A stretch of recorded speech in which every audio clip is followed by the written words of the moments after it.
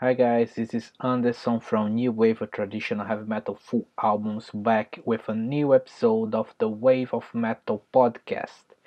On this episode, we're going to talk with Gary Shafer from Everett, Pennsylvania.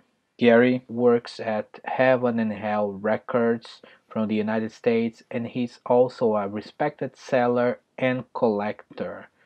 But first, we're going to listen to one of the songs that he selected for today's playlist.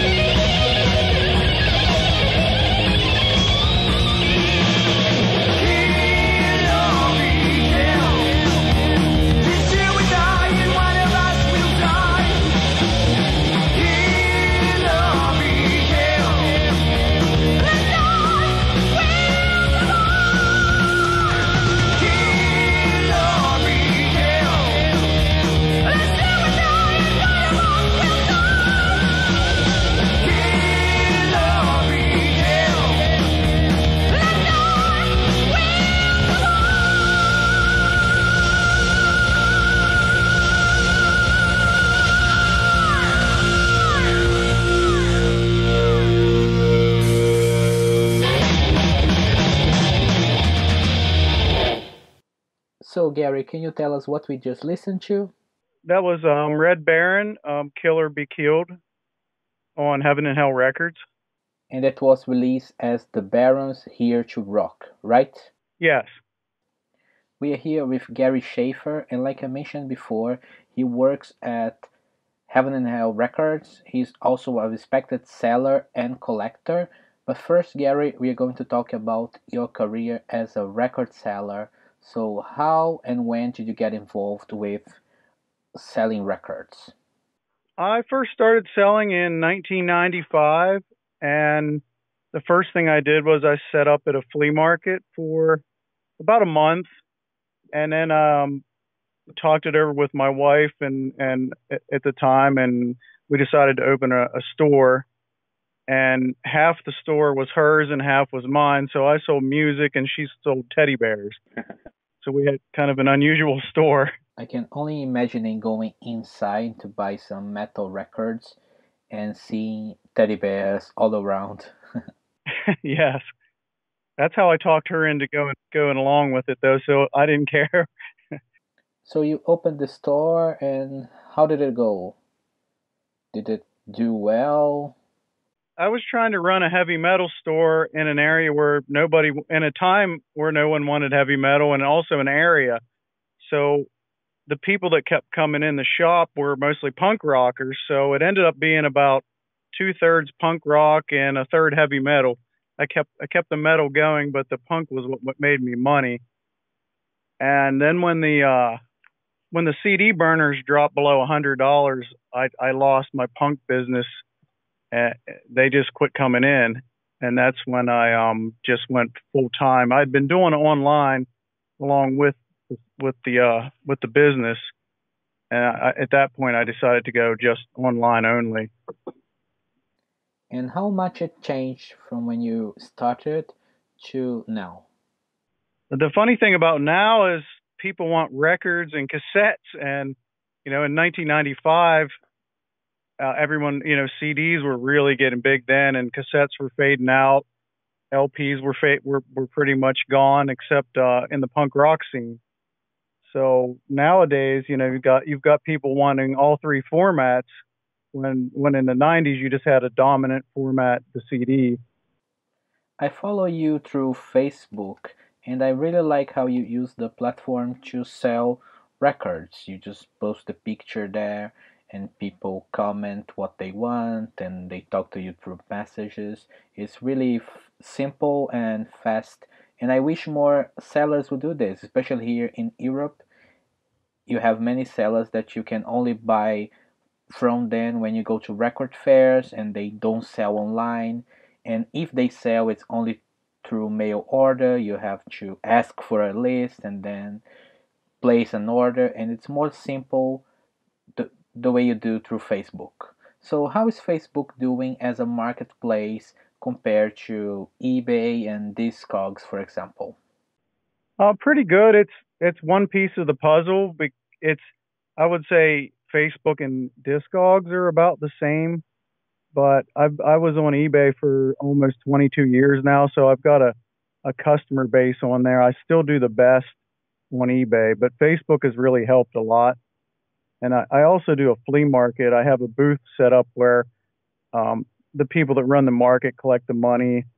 So I put a lot of cheaper used stuff and stuff like that at the flea market. So that's another way that I make this work.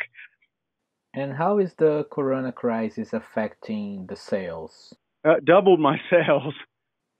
I'm actually asking because record buying become one of my therapies when dealing with the quarantine and getting stuck at home. So I was wondering if more people were doing the same. Yep, and it's all metalheads are doing that right now. So the people that are able to ship are all doing well, and the labels that are able to ship are doing really well right now. I saw a post you made about people complaining because there's delays with shipping. The postal system's overwhelmed because they're doing Christmas level packages and they don't have the temporary help.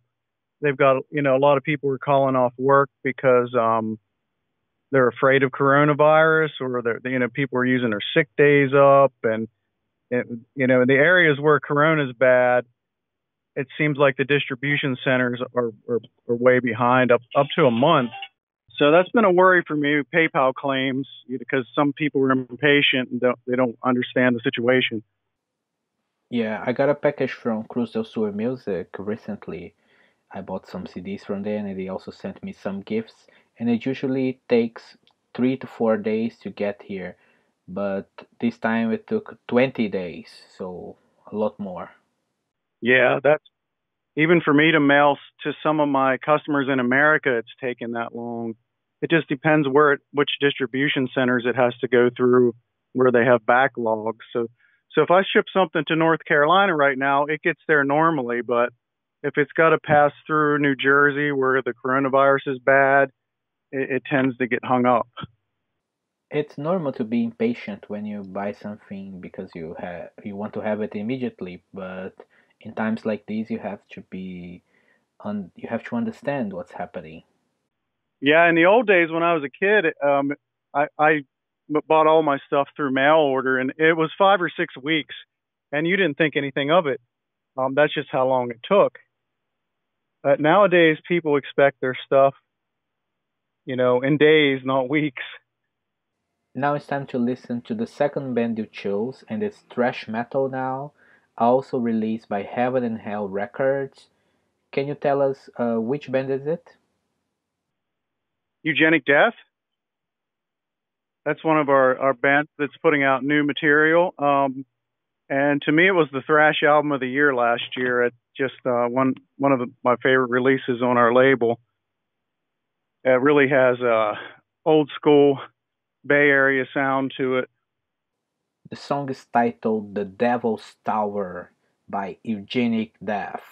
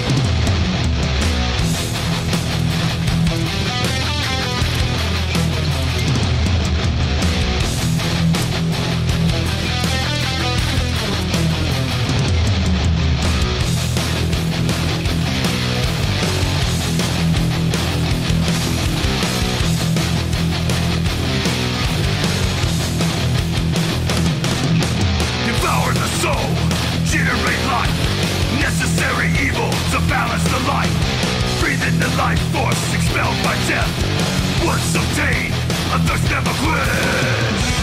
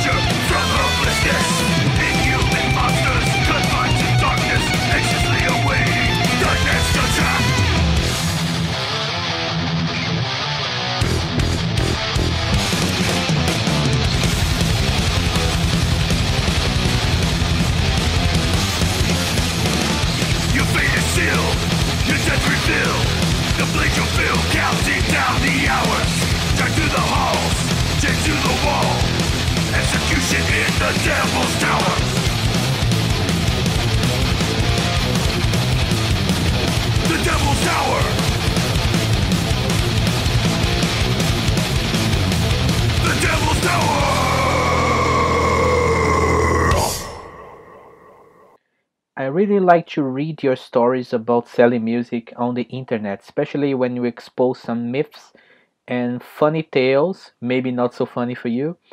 I would like you to talk a little about some of them. And the first one is about vinyl selling more than CDs. Yeah, we see a lot of stories about that on Facebook, on TV, how vinyl's outselling CDs. But what they don't tell you is they're talking about dollars usually when they're talking about that. And for me, CDs sell about 4 times what vinyl does. And I have a pretty nice selection of vinyl, pretty comparable to what I do on CD. And for me, CD is still the top seller. I'm a CD collector, so I'm one of the people contributing to the CDs selling more than vinyl.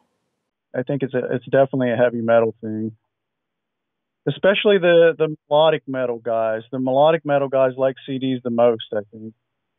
In the traditional heavy metal community, you see some die-hard vinyl collectors, and some of them, not all, but some of them are those guys who say only vinyl is real and that kind of stuff that I don't believe in.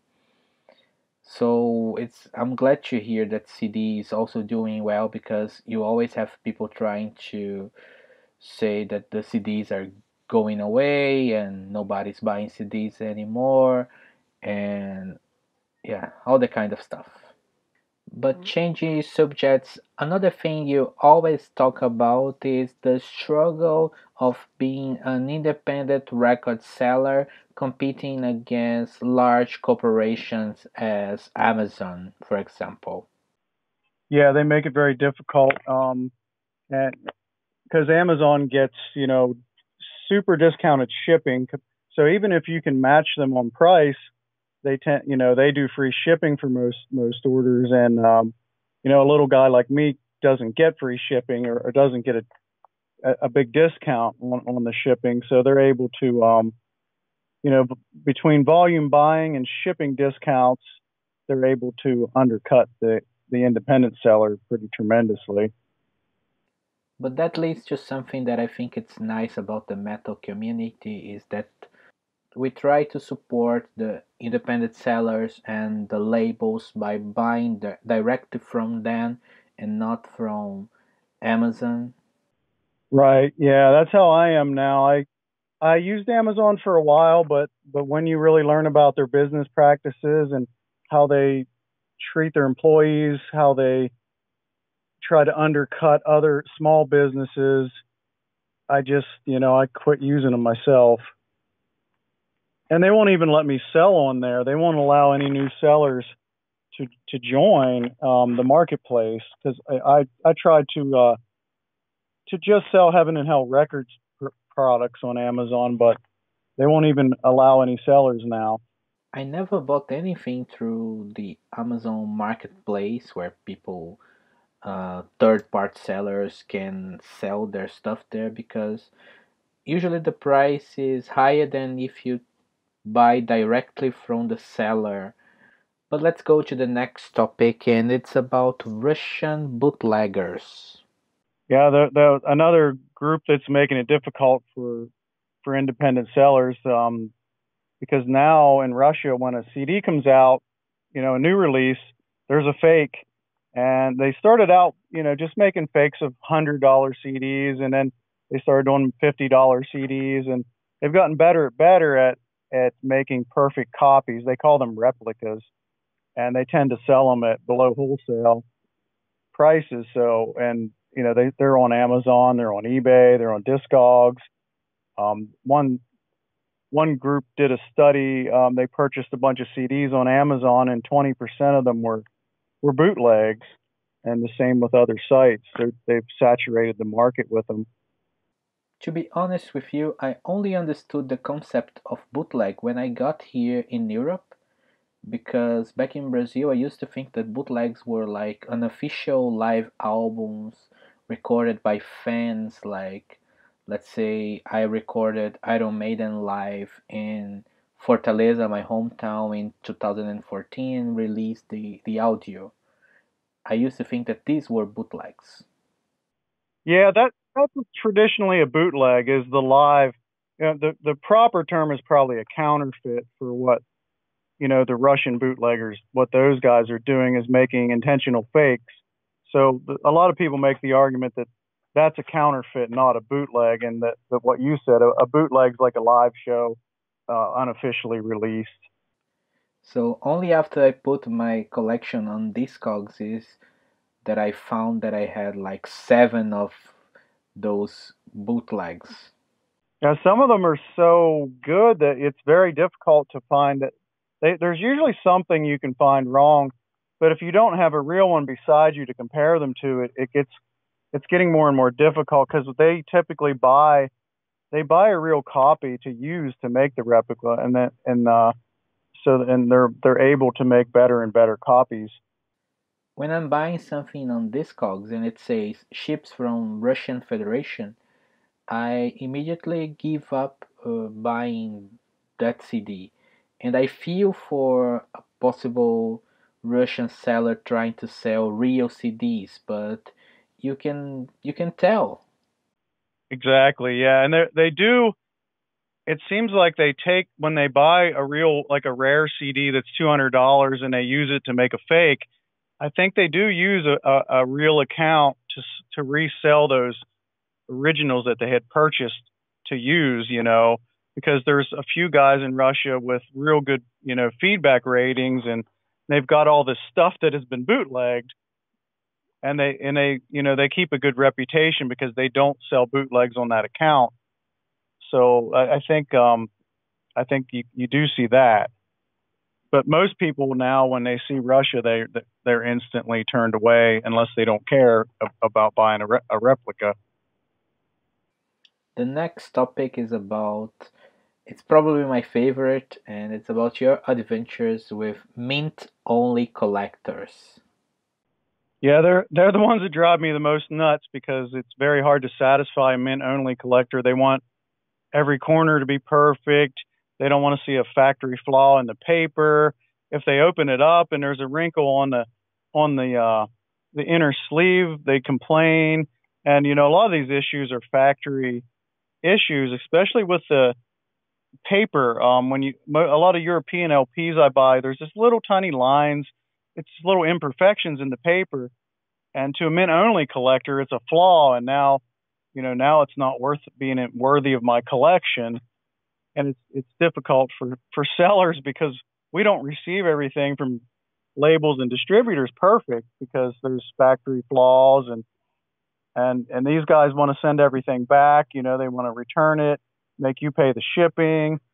And I just feel like those guys should be shopping in record stores and not on eBay if they want that sort of perfection. As a person that for a long time was only able to afford second-hand CDs, I struggle to understand this concept of mint only. A lot of those guys, I don't think they play the stuff. They just keep it sealed in mint. It's just a different kind of collector. I'm glad you mentioned different kinds of collectors because we're going to talk about your collection soon. After we listen to Destroyer, Dressed in Black, can you talk a little bit about Destroyer? Yeah, Destroyer is a band from Pennsylvania. Being a Pennsylvania resident, I like to reissue a lot of the stuff from Pennsylvania, and Jeremy's the same way with his home state. So that was a record that I had owned, from finding it out hunting, and we ended up getting a hold of the band and reissuing it. And this song, Dressed in Black, is a song that I'd never heard before that they had done after the material that I'd owned. So, but it's one of my favorite tracks by them. It kind of reminds me of Lizzie Borden a lot. So, Destroyer, Dressed in Black.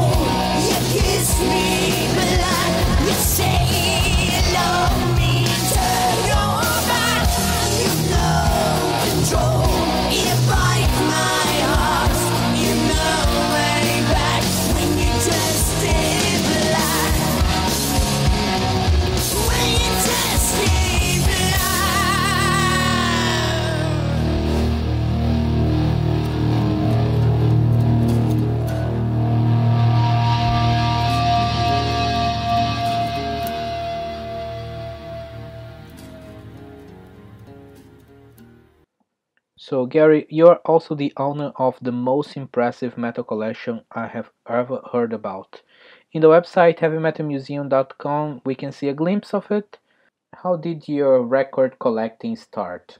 I think the urge to collect started in college. When I was younger, I would order 3, 4 cassettes a month through the mail, whatever I could afford. But I don't think I was ever a collector back then. I was too poor. And when I was in college, I ran into my one neighbor. He was trying to put a battery in his car, and he saw my metal shirt, and he asked me to help him. He told me he would buy me a ticket to the Manowar show that was coming up. So after I helped him change his battery, he showed me his record collection, and he had picture discs and he had colored vinyl, and I'd never seen any of that type of stuff. And I always think that that's the moment I got the collector bug, is when I seen all that stuff in his collection. And what are your plans for the Heavy Metal Museum? I would I would love to open a physical museum with a record store that people could come and look at everything. The difficulty is, coming up with the money, like to buy a building, and the time to put it all together, because I work so many hours now. So I think if it ever is going to be actually happen, I'm going to need the metal community to maybe, get behind the idea, maybe through a Kickstarter type of thing. But the whole idea of a museum started when I was buying items from John Zazula of Megaforce, and he would call them museum pieces, and that stuck in my head, and that's where the idea came from. You mentioned before that the mint-only collectors are a different kind of collector, but we also represent two different kind of collectors because I buy records because I like to have them in a physical format, but I would never buy like two different versions of the same album. On the other hand, you own several different versions of the same records, including test pressings and this kind of stuff. Which bands do you own more records? And can you give us a glimpse on how collectors like you hunt for the most rare items? I think the most items is probably Ronnie James Dio, because he had a 50-year career from the Prophets and Elf and Rainbow and Black Sabbath and Dio. So I think, numbers, I probably have more Dio items. But as far as number of copies of the same albums, probably Crimson Glory or Merciful Fate, I own 40 some copies of some of their albums.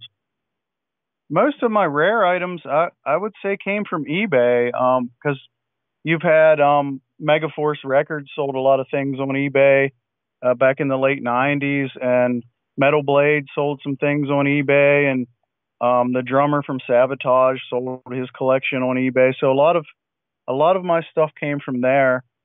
Nowadays, you got to be a lot more careful buying on eBay. You have fake demo tapes and replica CDs and fake test pressings and a lot of things that you didn't see earlier. That's really become a problem now. And I used to do a lot of flea market hunting, and it used to be you could walk in a record store from a guy that sold R&B and soul and maybe find a cheap heavy metal record. But with the internet now, that guy with the R&B shop, he's going to look the heavy metal record up on Discogs and price it. So that's changed a lot for me. Now I would say, it's back to eBay and Discogs again for most of my buying. This is one of the downsides of Discogs. Even the seller who doesn't know anything about metal, you can just check the price of the album and ask for the same amount. Now we are going to listen to Too Late to Pray by Cerebus. I have the CD here. You sent me a few months ago a box of CDs, and this was one of them. I also have the other one, Beyond the Vault Door, and I think you released a third CD by then, right? Yeah, progression, and something more it was called. So we've released their entire discography now. I like it a lot because the vocals reminded me of Red Forrester from Riot. And let's go Too Late to Pray by Cerebus.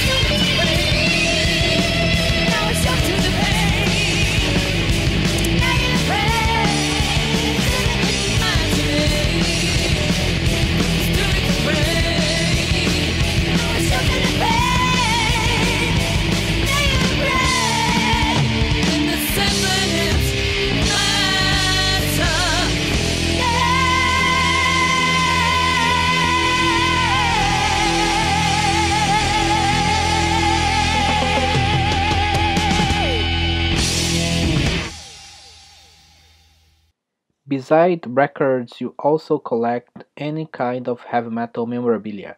Some of the objects I've seen included a stage outfit Dio wore on tour and the mask from the Crimson Glory debut album artwork. Can you tell us more interesting items that you own? Yeah, some of my favorite things. I own the feather quill pen that Manowar used to sign their Megaforce contract in blood. Wow. That was written, that's been written about in all the magazines, and there's pictures of them signing the contract back then. So that was really neat to be able to buy that. Even I would love to have that. I have some paintings from Sabotage. I have the original ship cover painting for Sirens, and I have the back cover painting for Gutter Ballet. And with Crimson Glory, I have the marble stones that went along with that mask to make the album cover. And how do you price something like this? Yeah, it's very difficult because usually, when I'm offering to buy something like that, it's just whatever I'm willing to pay, I guess, because without like auctioning something it's very difficult to set the price. So most of the things I've bought, the seller has set a price. Sometimes they ask me for an offer. But for instance, the Crimson Glory mask, I had an offer out, I'll pay $1,000 for it. I had that up on my website. And so, I'd kind of put the price on it myself as, what I'm willing to pay. Have you ever had someone like a band member trying to buy back some memorabilia that you own?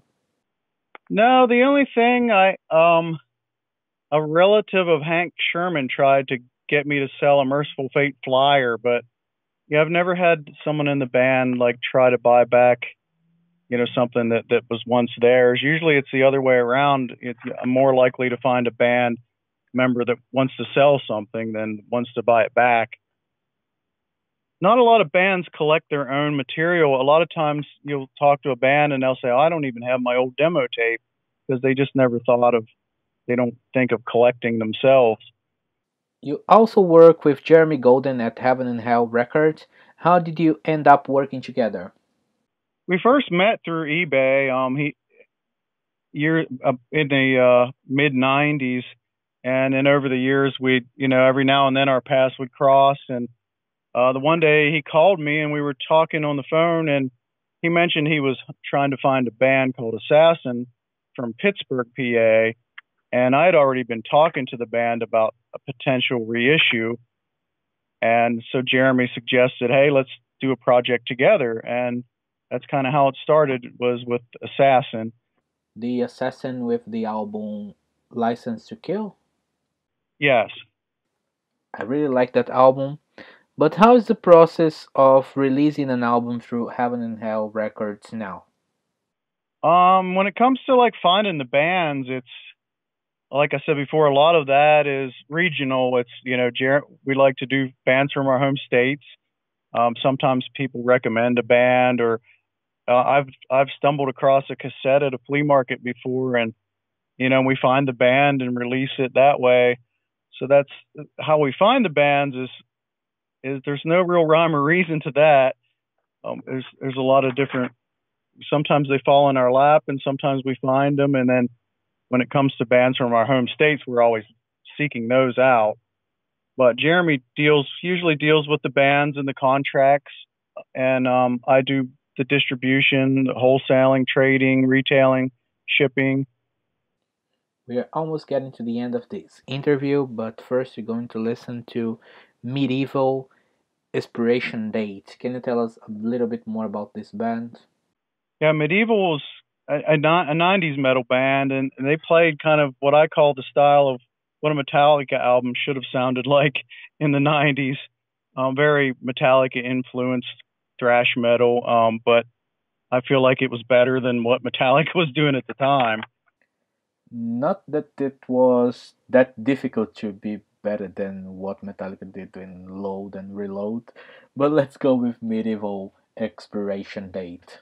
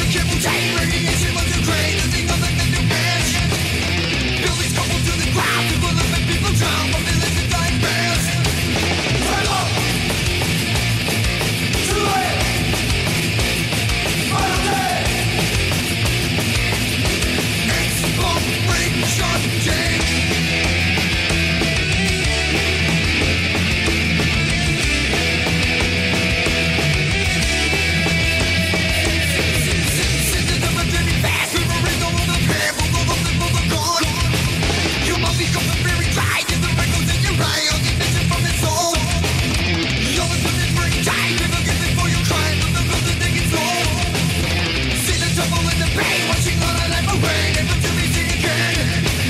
Turn on. Too late. Holiday. Expiration date now.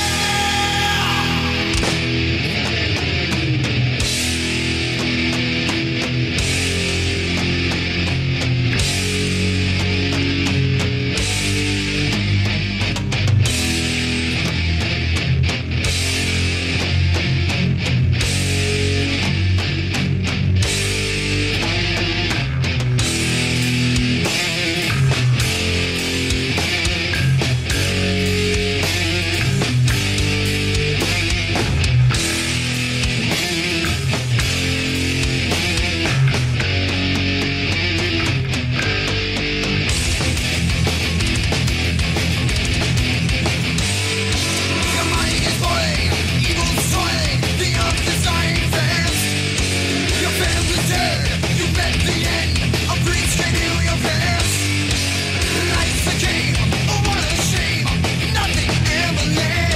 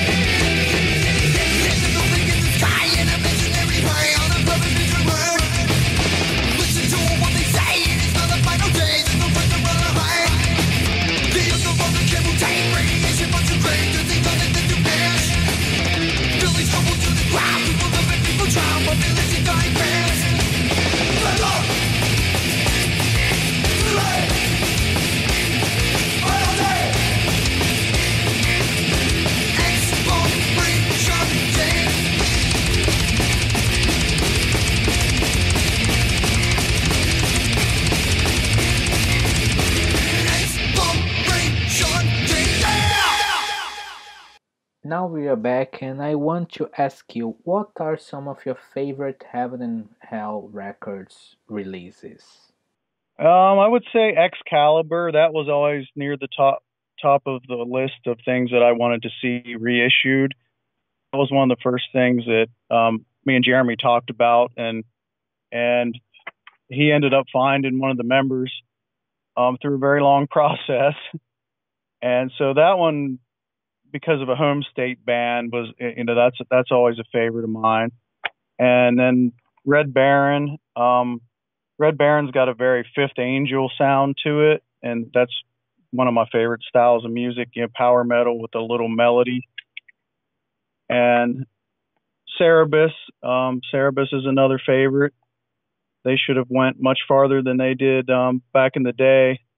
I think they got signed to a record label back in the day that was doing mostly thrash, and I think they kind of got lost among the thrash bands and didn't really take off like they should have. And as far as new bands, the Eugenic Death Under the Knife for a new release and not a reissue is definitely my favorite new release that we've done. I think 80 or 90% of the Heaven and Hell Records releases are reissues, but you also have some new bands, like you mentioned, Eugenic Death, but also Dogbane, Texas Metal Outlaws, Salvacion. How did you choose these new bands to be amongst the reissues that are the main core of releases? Most of those guys are guys that Jeremy dealt with in the earlier days of the label. He was doing more of a mixture of, primarily North Carolina bands. So he was doing some new bands, and so Dogbane, there's been several albums on Heaven and Hell. So it's mostly a connection with Jeremy, the bands that he'd gone out to see, or bands from his area. Eugenic Death, he had put an album out several years ago, and the new one, they approached us about doing it.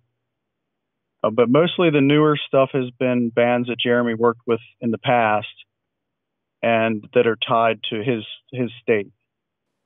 The last question is about something that I find very curious.